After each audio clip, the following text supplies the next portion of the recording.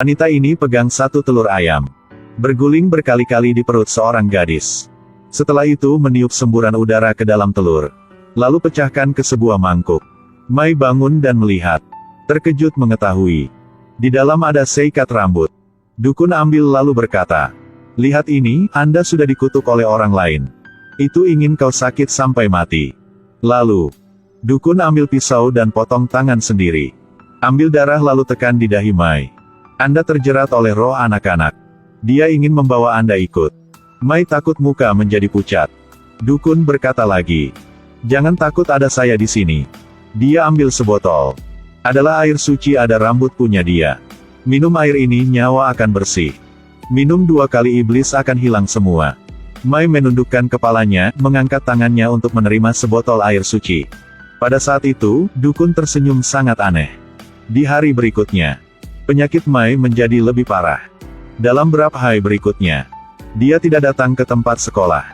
Teman bernama Ida melihat itu dan sangat khawatir. Teman-teman juga mulai gosip. Mereka bilang jika Mai sudah abortus. Jadi roh dendam ikut di belakangnya.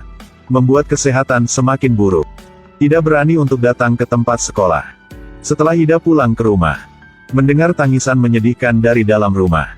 Ternyata penyakit Mai tidak sembuh. Lalu mencari ke dukun lagi. Dukun gunakan cambuk willow untuk memukul punggung Mai. Mengatakan bahwa melakukan itu akan mengusir roh jahat di dalam Mai. Dia dipukul sakit sampai tidak ingin hidup lagi. Lalu kemudian, beritahu semua orang untuk menyalakan 10 dupa. Adegan selanjutnya membuat semua orang merasa merinding. Dukun pegang 10 dupa itu. Tekan ke pinggang Mai. Dia sakit tidak berhenti teriak. Ida berdiri di samping tidak mau melihatnya. Sampai malam. Suasana hati dukun sangat senang, dia sedang duduk hitung uang. Ida takut jika masih lanjutkan itu, akan ada korban mati. Tetapi dukun berkata, "Semua yang kita melakukan ini karenain hal yang baik untuk anak itu. Di dunia ini tidak ada iblis. Hanya ada ketakutan dalam hati manusia saja. Hanya melakukan hal yang hati dia inginkan. Penyakit itu akan cepat hilang dan Mai akan berubah menjadi lebih baik." Keesokan harinya, Mai tiba-tiba muncul. Tanya kepada Ida kenapa sampai sekarang dia belum sembuh juga. Ditanya sama teman untuk sebentar, dia bingung tidak tahu harus berjawab apa kepada Mai. Mencari alasan untuk pergi. Mai pegang tangan temannya. Tanya kepada sahabat lagi apakah dia bisa sembuhnya. Ida terpaksa untuk memberi satu jawaban. "Kamu pasti akan sembuh." Ketika teman sedang belajar, di ruang sebelah ada suara jeritan. Mai sedang duduk belajar. Tiba-tiba jatuh. Mati langsung di tempat. Ida sangat takut. Tidak menyangka semua akan terjadi seperti ini. Di saat pulang ke rumah, di belakang selalu ada rasa merinding.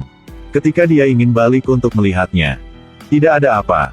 Ketika dia berbaliknya, Mai sedang berdiri di belakang, menatap ke sosok itu. Ida sampai ke rumah, melihat keluarga Mai sedang marah di depan. Terikan bahwa dukun ini adalah pembunuhnya.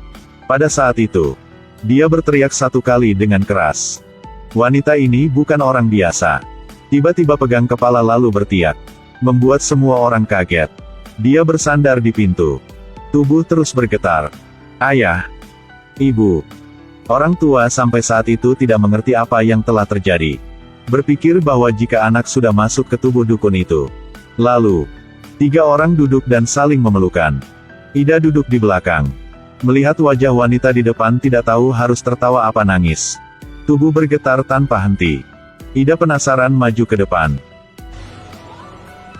Pada saat itu, wanita ini dengan cepat mencelik leher Ida. Dan terus berkata, "Kenapa berbohong kepadaku?